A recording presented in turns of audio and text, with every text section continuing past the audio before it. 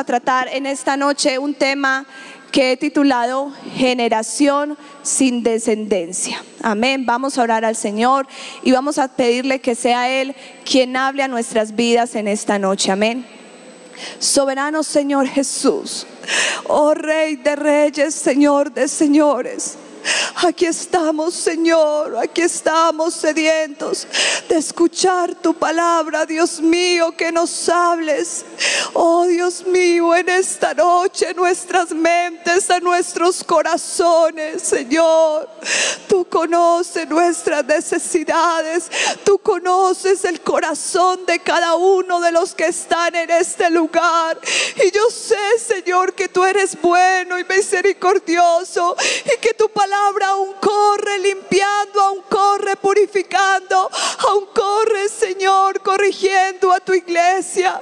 Yo te pido que unjas mis labios, que me llenes de tu palabra, voz de Dios y no de hombre, Señor Jesús.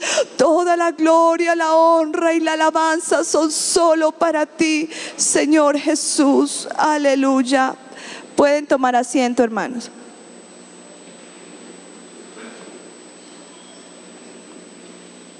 ¿Cómo es el título del mensaje? Generación sin descendencia. Acabamos de leer unos pasajes del profeta Jeremías que yo pienso, hermanos, que si Dios enviara un profeta de Dios en esta noche a su casa y usted le dijera: deme palabra del Señor, ¿qué pasaría si este profeta le diera esas palabras? Y le dijera que es una vasija despreciada y quebrada. Yo creo que eso sería triste, ¿cierto? Porque de cierta manera cada uno de nosotros buscamos dejar nuestro legado. Y yo sé que los abuelos, los padres ven a sus hijos, a sus nietos y se sienten contentos, ¿cierto? Porque dicen: esto es un pedacito de mí. Y saben que cuando ya no estén en la tierra, seguirá esa generación multiplicándose y multiplicándose. Amén. Y por eso quiero que meditemos, porque hace mucho tiempo estaba leyendo este pasaje y me sorprendí mucho de la manera tan fuerte como el profeta Jeremías le hablaba a este hombre. Y yo me puse a pensar: ¿quién es este hombre? ¿Por qué le cortaron su generación? ¿Por qué lo trataron de esta manera? Y eso es lo que vamos a ver en esta noche. Generación son seres que forman parte de la línea de sucesión anterior, grado de filiación de padre a un hijo. Y quiero hablar en esta noche acerca de la generación de los reyes en Israel. Nosotros sabemos que Israel es el pueblo de Dios. Y hemos escuchado en el Éxodo cómo Dios con mano fuerte, con mano poderosa, los saca de la tierra de Egipto. Y cómo a través de todos esos años en el desierto les enseña y les demuestra que Él es su Dios poderoso y les da esa tierra que le prometió. Y nos cuenta la palabra del Señor que este pueblo empieza a reproducirse y empieza a crecer de tal manera que a Moisés ya le era difícil. Yo no le soy suficiente rey para ellos, pero ellos estaban pidiendo rey porque en ese tiempo, estamos hablando hace muchísimos años, año 930 antes de Cristo, era costumbre en todas las naciones paganas ya la monarquía, donde todos tenían un reinado y reinaba un rey sobre un pueblo y conquistaba otras naciones y ampliaba su reino. Y el Señor les concede, y así es como empieza toda esta descendencia de reyes. Y sabemos que el primer rey que se puso sobre Israel fue Saúl. Después de Saúl vino David, ese hombre piadoso y ese hombre conforme al corazón de Dios. Y vemos cómo Dios hace pacto eterno con David y dice que de su linaje vendrá toda la descendencia de los reyes. Muere David y le sucede Salomón. Y nos narra la palabra del Señor que después de que muere Salomón, el reino de Israel se divide en dos reinos: el reino del norte y el reino del sur. El reino del norte fueron las 10 tribus que se alejaron de los caminos del Señor. Y solo quedó la tribu de Judá y Benjamín y se constituyó el reino de Judá. Esas dos tribus que se habían quedado eran las tribus que todavía respetaban ese linaje de David, que no se quisieron apartar inicialmente de los caminos del Señor, sino que seguían guardando sus mandamientos. Pero pasan los años y me puse a leer un poco la palabra del Señor en Reyes, en Crónicas, y uno puede ver, hermanos, todos los reyes que pasan sobre Israel. Sobre el reino de Judá pasaron aproximadamente 20 reyes. Estar pendiente de todo lo de Reyes, capítulo 21, acerca de un rey muy malo. Y ya habían pasado aproximadamente 16 reyes sobre Israel. Y llega el rey Manasés. Este rey Manasés nos dice que hizo lo malo ante los ojos del Señor. Y de pronto nosotros escuchamos las culturas aztecas y que adoraban al sol, pero la palabra del Señor nos cuenta que este rey Manasés instituyó la adoración a todos los astros del cielo. Y dice que él era un hombre agorero y que era un hombre que le gustaba la adivinación y que empezó a poner en el templo del Señor puras estatuas de ídolos y puras imágenes de los astros del cielo, y que le decía al pueblo de Israel que esos eran sus dioses, y que en todos los lugares altos que había sobre Israel constituyó e hizo ídolos, hizo imágenes de acera. Y fue tan perverso el corazón de este hombre que nos dice la palabra del Señor que aún dio sus hijos y los sacrificó al ídolo Moloc. Y él entregó sus hijos y los sacrificó.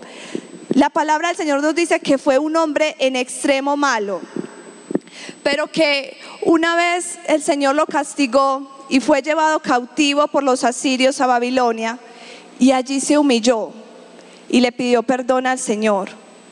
Y en medio de todo ese desorden que había formado en Israel, pero esa humillación que él tuvo hizo que Dios lo perdonara. Esa humillación que él tuvo hizo que Dios restaurara su reino y volviera y le entregara el reinado sobre Judá. En segunda de Crónicas 33:13 dice: entonces reconoció Manasés que Jehová era Dios. Luego de haberse puesto en angustia, en dolor, no dice que él siguió lo que había hecho su padre, sino que en sus 2 años de reinado también hizo lo malo ante los ojos del Señor. Y la palabra de Dios cuenta que se aumentó mucho más el pecado de Israel. ¿Qué les parece, hermanos? Un padre malo y un hijo malo. Después también fue muerto a los 2 años.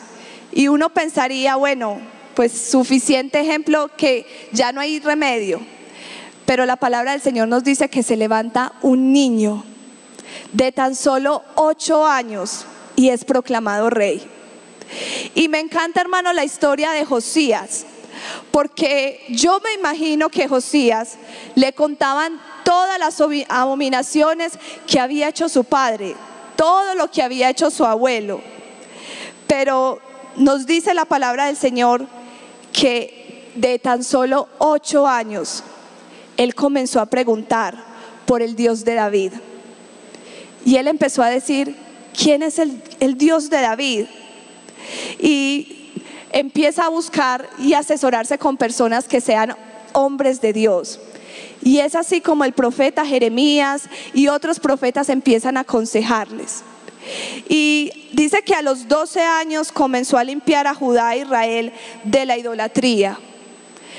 Por eso yo creo, hermanos, que nunca es una excusa para nosotros en decir que no somos cristianos porque hemos recibido mal ejemplo, porque hemos visto malas cosas.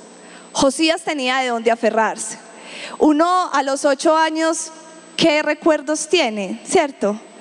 Pero él tenía en su corazón el buscar a ese Dios, en buscar a ese Dios del que tanto hablaba David. Y fue por eso que él dijo, no, esto que estamos haciendo no está bien, y empezó a derribar esos altares. Pero después él se preocupa y dice, bueno, ¿y dónde está la casa del Señor? ¿Dónde está el templo del Señor? Y nos dice la palabra del Señor que cuando él empezó a reinar, él dijo, no, la casa del Señor está totalmente destruida.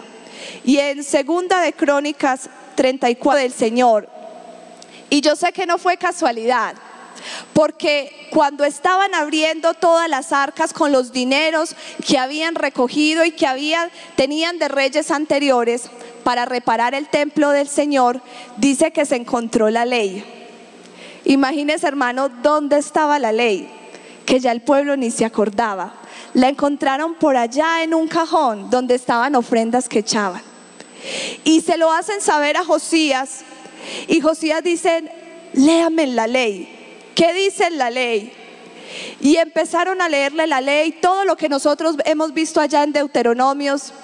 Y cuando Josías le leen la ley, él había escuchado, pero cuando entiende todo el pecado que había hecho Israel, dice la palabra del Señor que él rasgó sus vestiduras y que él se dolió en su corazón y que él dijo, yo pido de Jehová para ser conforme a lo que está escrito en este libro.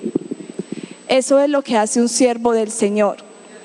Y yo sé que muchos de los jóvenes han tenido el privilegio de crecer en un hogar cristiano, y yo le digo, joven, valore eso, valore ese gran tesoro de tener un padre que siempre le dice, hijo, vamos a la iglesia, oremos, hijo, no hagas esto.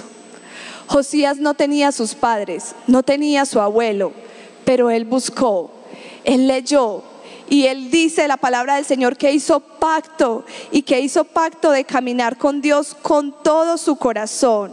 Dice, hizo pacto delante de Jehová de caminar en pos de Jehová y de guardar sus mandamientos, sus testimonios, sus estatutos con todo su corazón y con toda su alma. Por eso es que el rey David decía, y tu ley está en medio de mi corazón. Qué bueno que la palabra del Señor no sea para nosotros un agravio, sino que nosotros la comamos con dulzura, con amor, amén.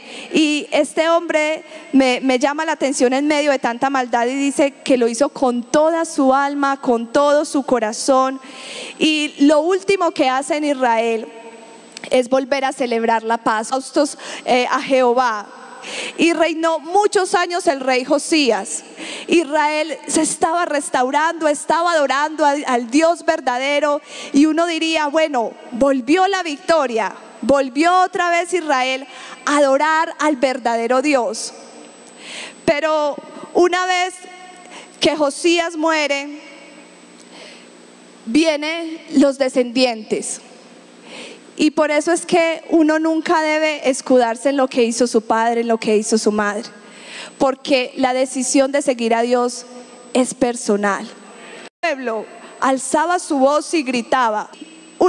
Y en el último reinado de Sedequías, dice que la palabra del Señor le seguía redarguyendo. En segunda de Crónicas 36:15 dice, y Jehová, el Dios de tus padres, envió constantemente palabra a ellos por medio de sus mensajeros, porque él tenía misericordia de su pueblo y de su habitación.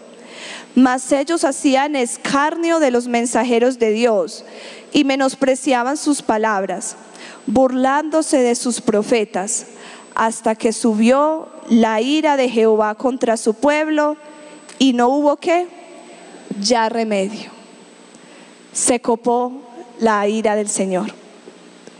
Ya habían pasado muchos reyes, y quizás podían haber dicho, es que mi papá, es que mi abuelo, pero había llegado un rey bueno, había llegado un rey que ya tenían la ley para leerla, ya tenían el templo para buscar a Dios. Pero estos reyes decidieron hacer lo malo. La palabra del Señor dice que aumentaron su iniquidad. Enviaba el Señor sus mensajeros y ellos se burlaban. Y yo me imagino cómo se sentiría Jeremías al ver cómo era Josías y cómo eran estos reyes. Y ese cuenta que una vez gobernaron este último rey, Sedequías, fueron castigados porque el rey de los caldeos invadió a toda Judá. Y dice la palabra del Señor que con lo primero que ellos se metieron fue con lo que tenía que ver con su Dios, porque destruyeron el templo. Ese templo, yo veo en la palabra del Señor que ahí se acabó la descendencia de los reyes. Esa fue una generación de 20 reyes que los últimos reyes agotaron la paciencia del Señor, porque habían tenido ejemplo y no lo habían seguido. Y yo me pregunto, ¿cuál fue su error? La palabra del Señor dice cuál fue su error. En Jeremías 22:21 dice: te he hablado en tus prosperidades, mas dijiste, no oiré. Ese fue tu camino ¿desde cuándo? Desde tu juventud, que nunca oíste mi voz. Estos reyes prefirieron cambiar la gloria de Dios por la gloria del hombre. Y desde su juventud su corazón se endureció. Somos reyes y sacerdotes. Yo leo por la palabra del Señor en Apocalipsis capítulo 1, su Padre, a Él sea la gloria e imperio por los siglos de los siglos. Amén. Usted y yo no éramos nada, así como Israel, estábamos cautivos.